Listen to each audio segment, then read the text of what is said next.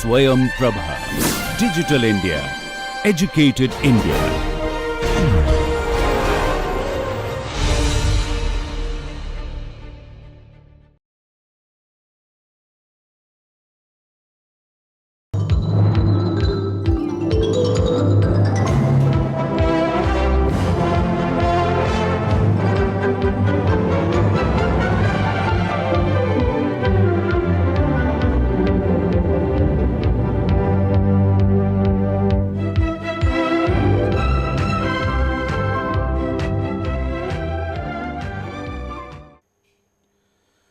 The preceding discussions on understanding motivation had taken us to a point where we are looking at creating productive work environment, and I would like to carry the discussion on from there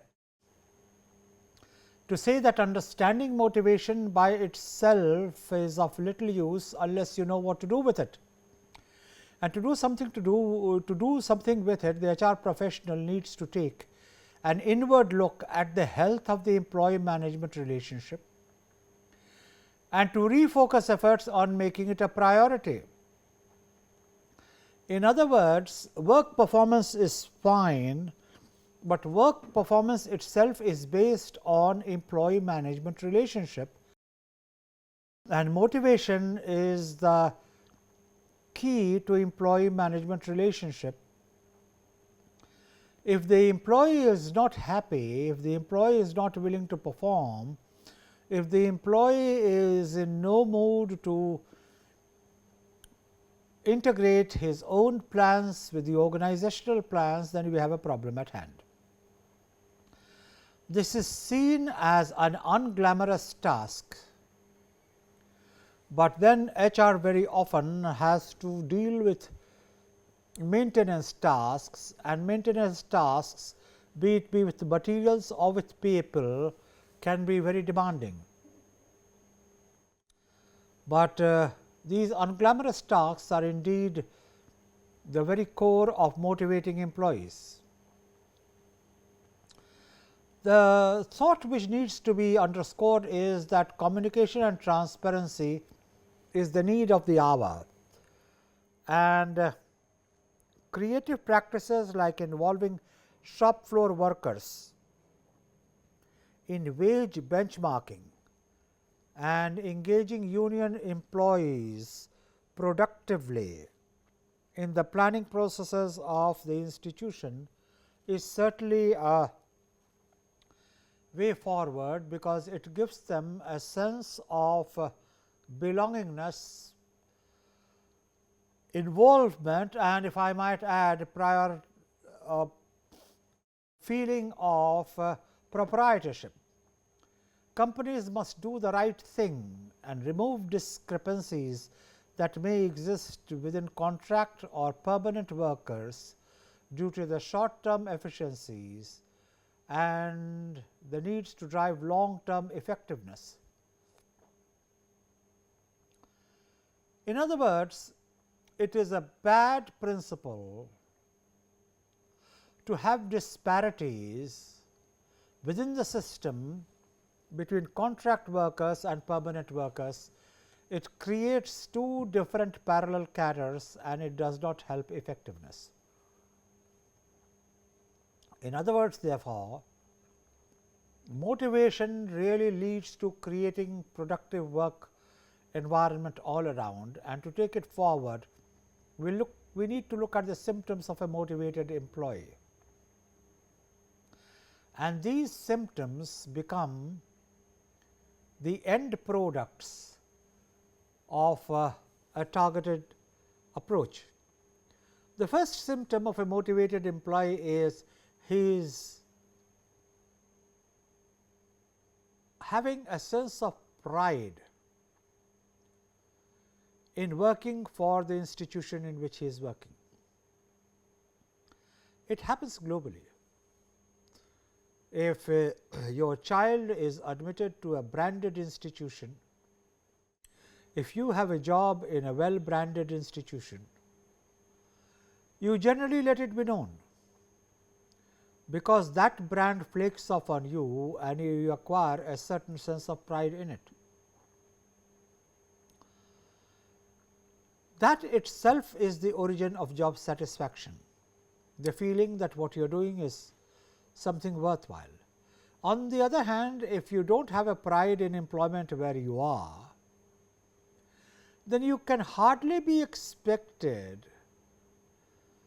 to generate performance which is world class or broadly in the category of excellent. But not all tasks can be easy, not all tasks can be routine. Therefore, a motivated employee must have the inner propulsion to perform challenging tasks, and he would want to stay with the employer as long as he possibly can within the domains of his career aspirations. So, symptoms of a motivated employee broadly cover pride in work, pride with the employer, a certain feeling of job satisfaction, an opportunity which he seeks and gets to handle challenging tasks, and of course, a longevity in work. How do you help employees to be motivated? A complex question, not easily answered, but not a question which can be evaded either. So, you help an employee to be motivated by offering personal support to the subordinates. In other words, if you are putting him onto a task, you are also putting yourself to an obligation of helping meeting his personal needs. The personal needs of an employer today range from requiring proper transportation to work to having appropriate breaks at work, covering refreshments, occasion to keep in touch with his responsibilities outside work, and above all to attend to any emergencies or exigencies. Now, it is a difficult balance to handle, because personal support to subordinates can be stretched to a point where it becomes dysfunctional to the work on the job. So, ultimately the answer lies at, as it always does, in taking the medium path and a balanced approach to growth and operations in the organization, and keeping the employee interested in terms of his personal growth and in terms of his understanding on how he is going to gain by continued engagement with the organization. And finally, recognition and positive feedback on one's contribution is always of help, because it helps to position performance appropriately on the organizational map and creates visibility and contributes to formation of standards for working through.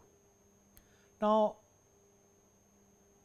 motivating employees require some key HR initiatives.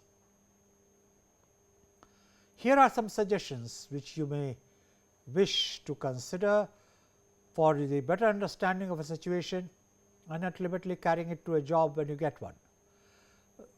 Risking intelligently by reducing risks. There are two opinions: reduce risk when possible, and the second is exploit risk when it is appropriate. There are a lot of employees who find routine jobs demotivating, who dread the drudgery on the job. Now, such employees, or those in whom this is a driving motive, require to be put on jobs which are challenging, jobs which give them an opportunity to take creative risks, an opportunity to prove that they could do things beyond the ordinary and move the organization forward, leveraging the options. Management usually tends to be more comfortable with reducing risks, can't be grudged, because risk tolerance is an important judgmental parameter which an organization has to exercise. But if the purpose is to reduce risks, then it seems to me that it will be unusual for management to stick only to safe decisions. The management must have the capacity of trading off risks which are worth taking and support with the support which it provides in taking those risks, and above all recognizing that faced with the risks, if the results are not constructive, if the results are not positive, it does not become a permanent slur on the career option of the individual. Now, companies hire former employees as they increase their staffing. This is a demographic feature which we have already noticed, only the character of re-employment is changing. The brilliance of selectively rehiring former employees is that organizations know exactly what they are getting. They have functioned in their culture and illustrated their talents and limitations. A great deal of the risk that is inherent in hiring processes is therefore eliminated. The sort of career which the organization offers post retirement is also a very important motivating feature, because it saves the employee from fizzling out in the last few years of his work orientation. Thus, it is that motivating employees, understanding motivation is a factor of the age of the employee, a factor of his socio-economic background, a factor of his job orientation, a factor of his financial needs, a factor of his expectations from the organization given the different points of life cycle which he may be at. A person in late 30s, early 40s is more likely to be worried about the educational opportunities of the children and the security of his household, rather than worrying about what he is going to take back after retirement, or on the contrary, where to get his child admitted. Put it simply and briefly, the organizations will find that people have different clusters of motivational requirements at different points of time in life, at different levels of the organization, and it may just as well be recognized that it is possible to get better performance out of people if the organization is offering certain support in seeing through these problems. Let me clarify with some illustration what exactly is meant. If, for example, the institution has a special relationship with a college, or for that matter even a school, in terms of admission of people who are employed, admission of wards of people who are employed in the organization, it is a great motivating factor.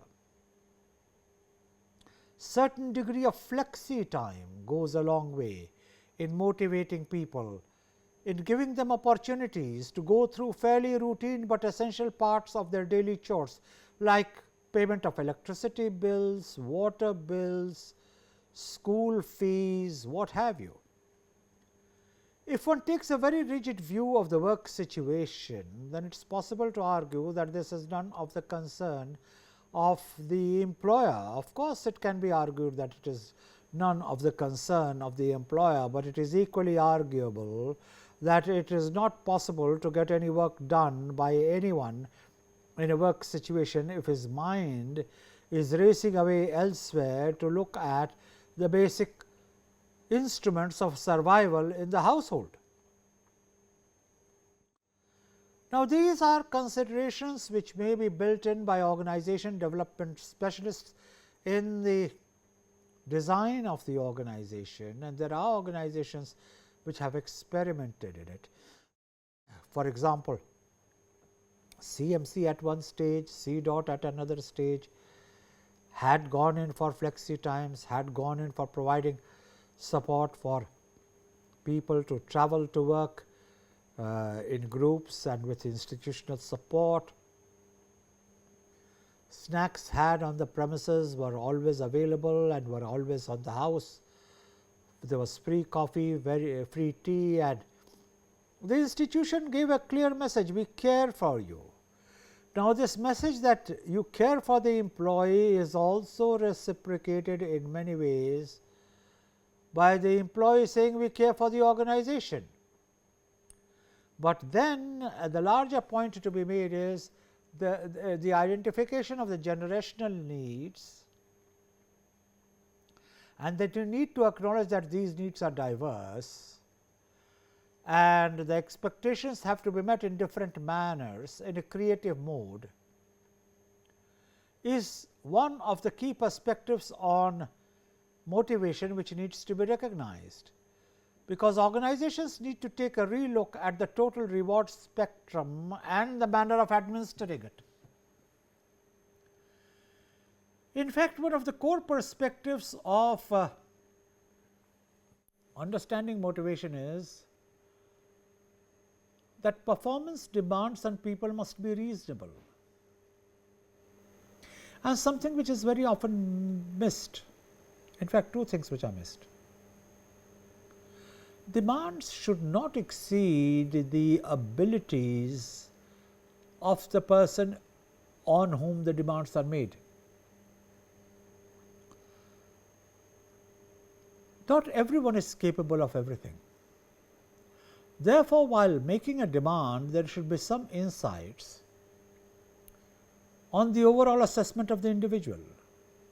And the second is, nobody can be developed endlessly. There are limits to growth. So, motivation also becomes a factor of reasonableness.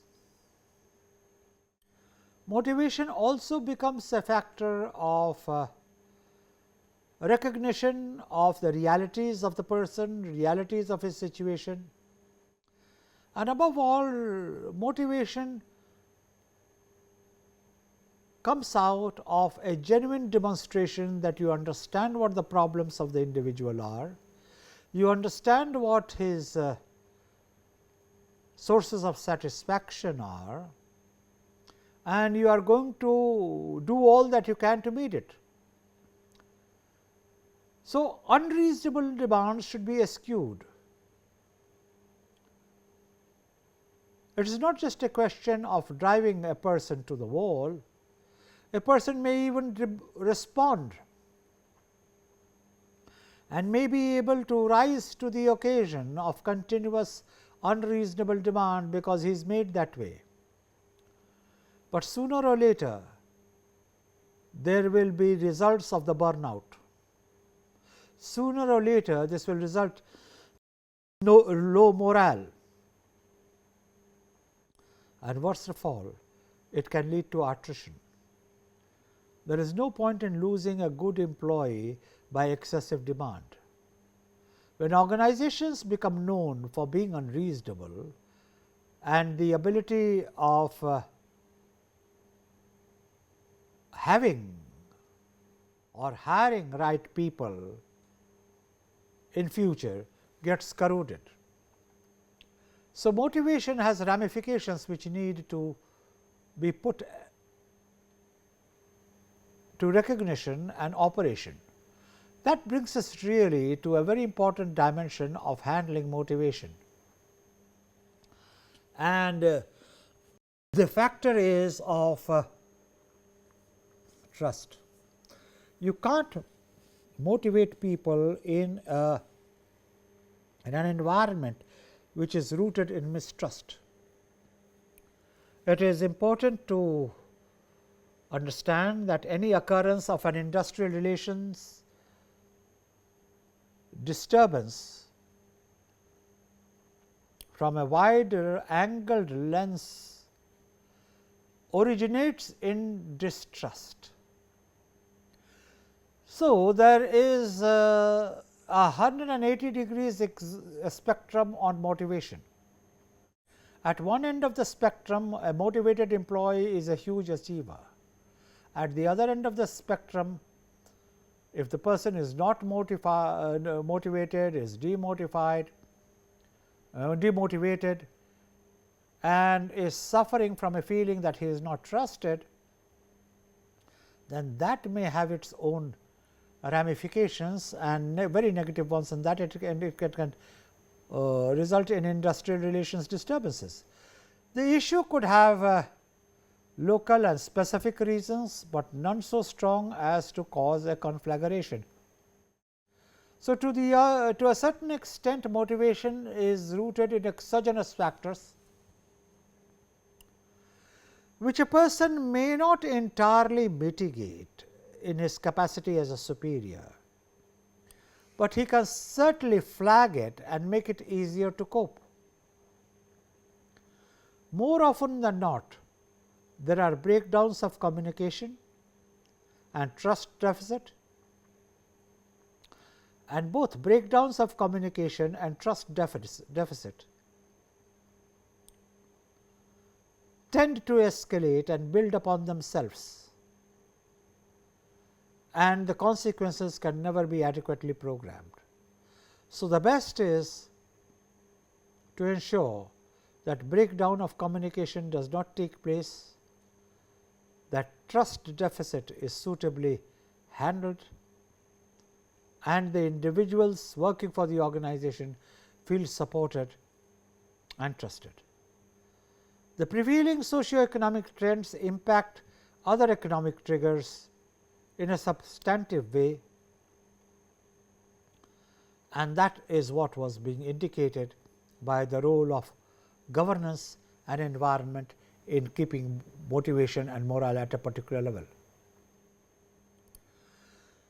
So, a concomitant concern arises: how do you manage loyalty and productivity to make sure motivations are leveraged to achieve both? How do you motivate a person to be loyal, and how do you motivate a person to be productive? Now, there is a growing realization of this trend, where retention of an employee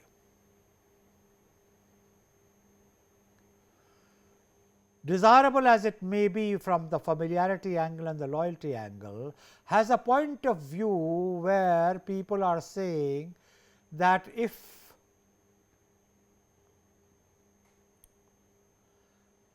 you have employee for long periods of work in the same company, that will impede his growth, and an impeded growth will lead to impaired motivation. Now, this is a catch 22. You motivate a person sufficiently and he sees his future in the organization and he wants to stay on. And at the same time, if by staying on his growth is slowed down, then it is counterproductive. So, where do you position your response? One possible answer may lie in applying a set of rules at the junior level, more modified rules at the senior mid level, and yet a different approach at the top level. At a pinch, it can be argued that about 70% of a workforce of any organization is at the junior and the mid senior level, and that is when the highest incidence of mobility takes place. That is the time when he will be driven by the hike in the salary, and empirical surveys have established that salaries which register upward graph of 25 to 40% have a huge pull factor. So, in a situation of cutthroat competition amongst elements, it does not matter whether one has jumped jobs frequently or not. What matters is how well you were able to contribute during the period you were at the organization. So, there is a need to change the lenses a little bit. There is a change towards making people long visioned.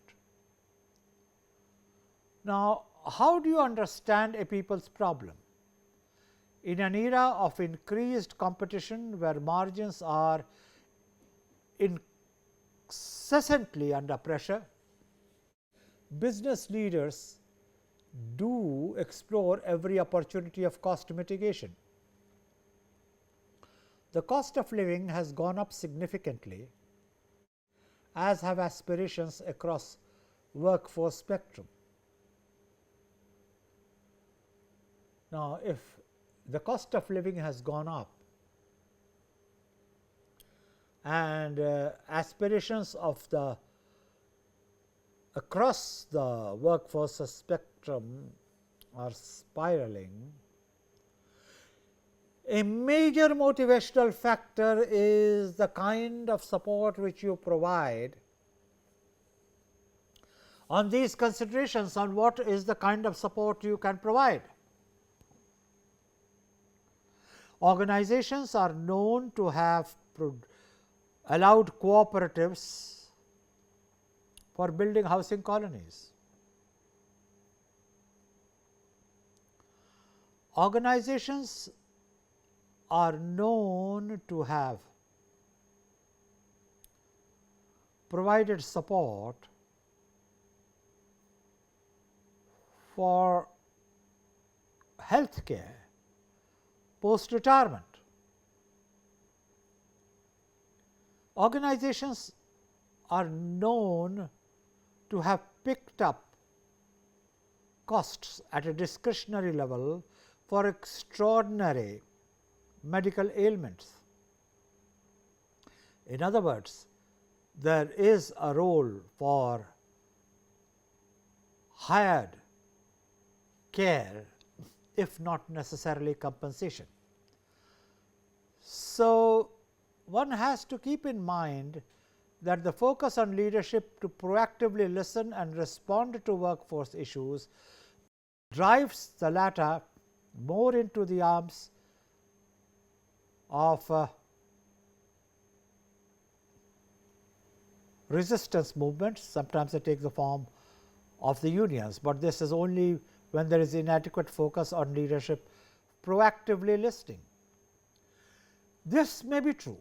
Inadequate focus for the leaders to focus on proactively listening may lead to this kind of a shift. but the vice versa is not necessarily true. In some cases it works, in some cases it does not. Perhaps a good touchstone of sound managerial action is the moral content of it.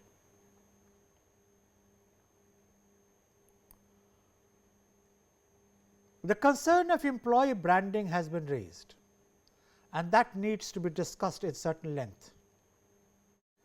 The primary reason why organizations are hesitant to invest in an employer branding campaign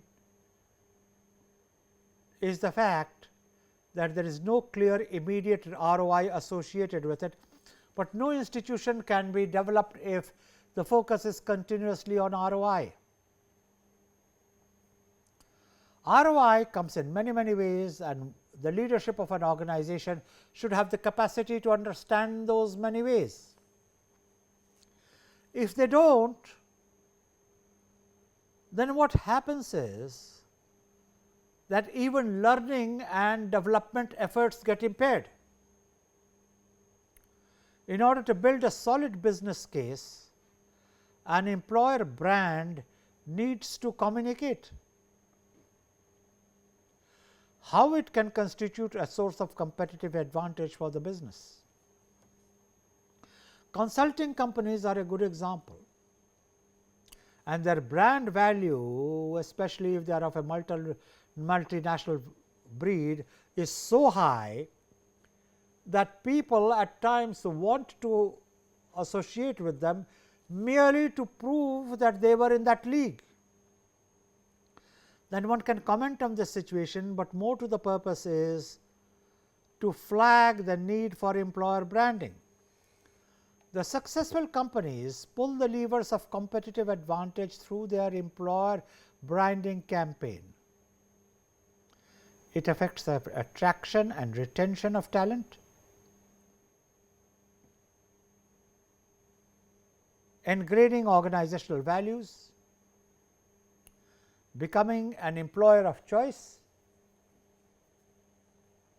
and in the ultimate analysis, becoming employer of choice is the final recognition which you can have both from your own employees and from the market in terms of your branded position. Therefore,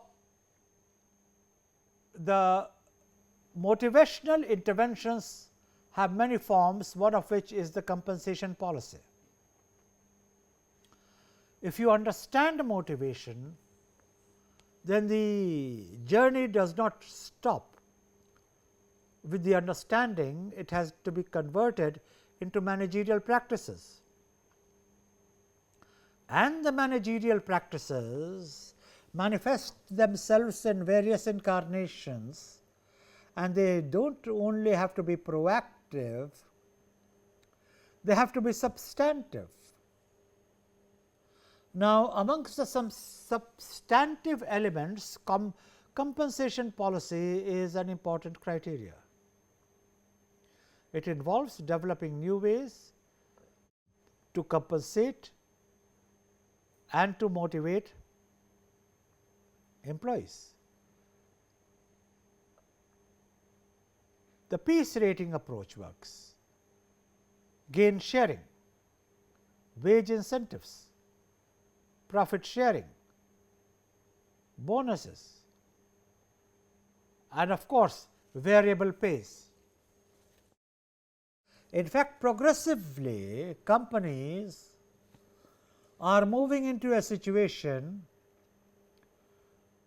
where the salary is broken into two components. One is the fixed pay, which you get irrespective. The second is the variable pay, which comes your way for many reasons, including your contribution to getting of assignments, boosting of markets, and promoting the interests of the organization, which can be documented in various manners. Competency based focusing on skills, knowledge, abilities and behavior is always a great incentive and pull factor in getting performance out of the employees.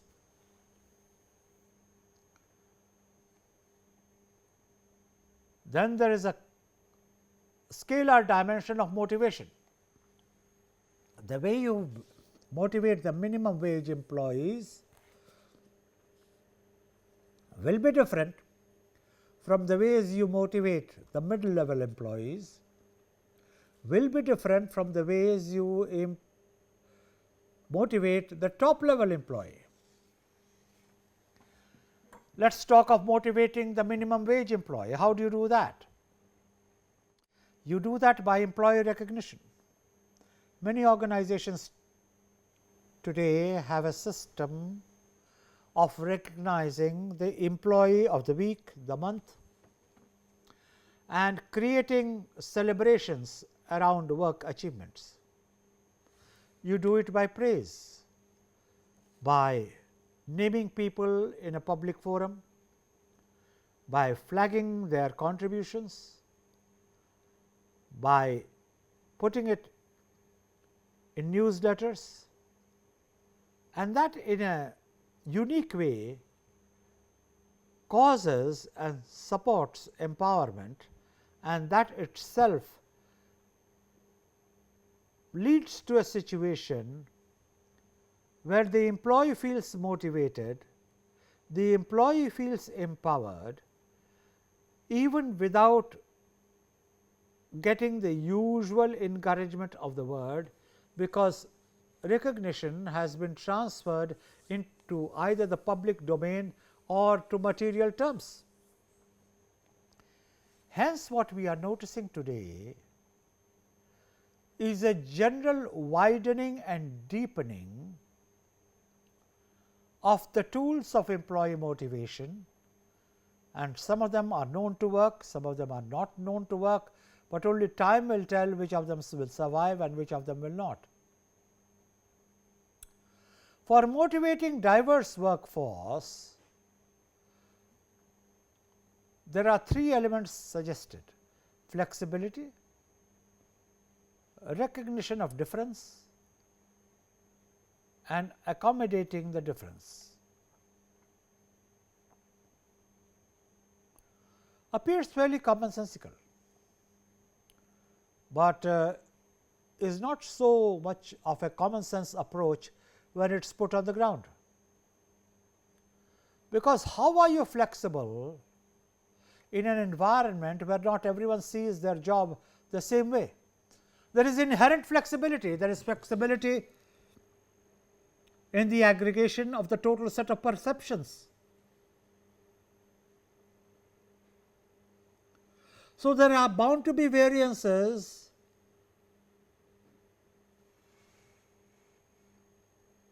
in the way the motivational factors work. There are bound to be differences in the way X will be motivated and the way Y will be motivated. So, how do you create a policy mix which is customized to an individual level? And that is one of the major challenges of understanding motivation, of operating motivation and dealing with motivation. So, no matter how much of attitudinal surveys have been done, no matter how effortful has it been to deal with larger organizational issues, the fact of the matter is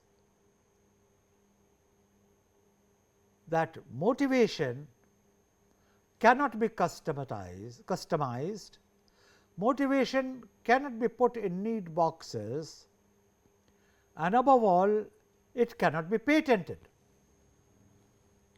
It is such a personalized situation that recognition of differences is the foundation stone of handling motivation. And no matter what route you take, one message which comes out clearly is you have to be accommodating. you have to be accommodating to cultural differences, you have to be accommodating to different temperaments, and unless your approach of empathy is not converted to understanding, which then leads to managerial action, handling motivation will be a challenge which will be as elusive as fascinating. Fortunately, motivation is a manageable phenomena. So, how do you motivate professionals and technical employees? The list here, like in anything else, can be endless, but we do not have to go chasing the endless, because then, and with due apologies for pun on the word, the chase itself becomes endless. But what are some of the motivating professional and technical employees acts which may at least merit a listing? One way of motivating people is new assignments. People get bored with the same task over and over again. Many like challenges. It stretches their capability to an outcome. Many believe that giving autonomy to the institution will cause a motivating situation. Sometimes it works, sometimes it does not work, because autonomy, be it industrial autonomy with reference to the Maharatnas or the Navaratnas, or there are huge categories of Ratnas with varying degrees of autonomy. But truth is, in the ultimate analysis, the will of the representative of the principal stakeholder does operate even in the Maharatna and the Navaratna companies, not to talk of many Ratnas. So, autonomy remains a desirable goal, but it is very difficult to feel it, touch it, to experience it, because those who control the purse strings also leave an impact on autonomy. You can motivate people by training and development opportunities. This works very well, because everyone likes to grow. Everyone likes to be skilled enough to be deemed a wanted situation, and of course, recognition works. Enough has been said on that, not to need repetition, but the fact of the matter is that with recognition, if some attention can be made to non-work life, and as I have been indicating earlier in my remarks, simplify it through organizational intervention, and I talked of admission, I talked of public utility, fees, payments and the rest of it. Not very complicated to operate, but yes, rare to find. One wonders why these simple routes to motivation are not adopted by work organizations, because that is really what would make them successful. Negating the negative motivation is also an important dimension. Employee relationships have come to a tipping point in India, essentially because negative motivation is very high. Mercifully, this is not a universal phenomena. Be that as it may, the violent means have to be eschewed. What happened in Maruti not so long ago in terms of what led to the butchering of a general manager in a plant situation clearly cannot be a matter of anything but awkwardness to all involved, but we must focus on fundamental pillars of creating high performing organizations, for which trust and mutual respect is one of the major building blocks. As usual, more easily said than followed, but then stating the ideal is often a desirable process because it keeps the issue alive. Companies by and large make every effort to be compliant and stick to both the letter and the spirit of the law, but that by itself may not be a sufficiently motivating factor. One has to provide, besides fair employment proposition, a constructive supportive environment, and the managerial art lies in reading the unstated, identifying the intangible and building upon that. Unethically motivated external influences obviously have to be kept at bay and organizations insulated from such influences. Processes like wage negotiation need to be relooked through different lenses. So, that brings us to employee motivation and effective goal setting. Reading through this may be illuminating. There are keywords, but I will visit it after you have read it.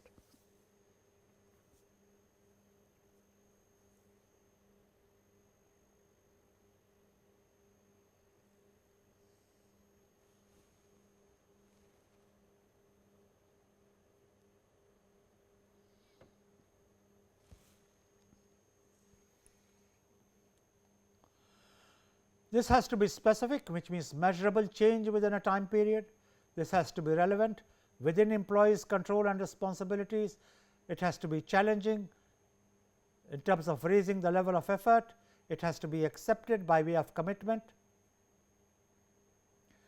It has to be participative sometimes, because it will improve acceptance and goal quality, and obviously there has to be a feedback, a predictable loop with predictable phases.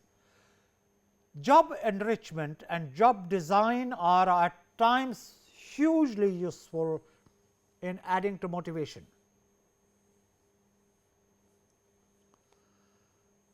You will find that job redesign as a tool tends to surface over and over again in making an organization a better place, getting better results,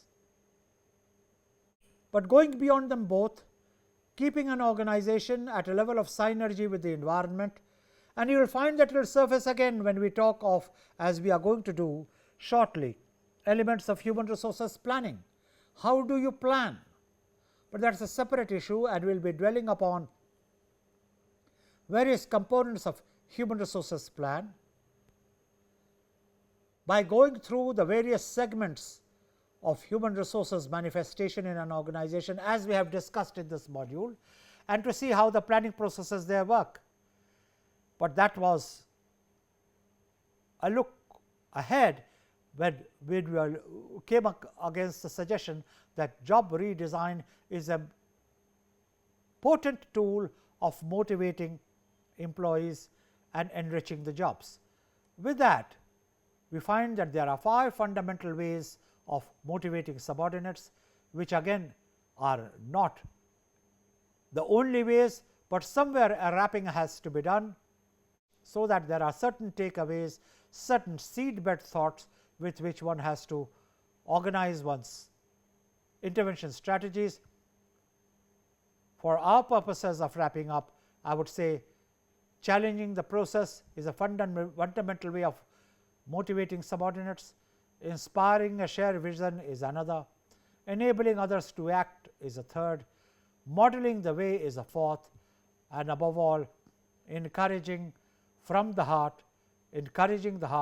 getting emotional involvement certainly helps in understanding motivation, moving people, because at the end of the day, employees, like human beings, are complex entities, and you have to touch them where it really feels good to be touched. Thank you for now.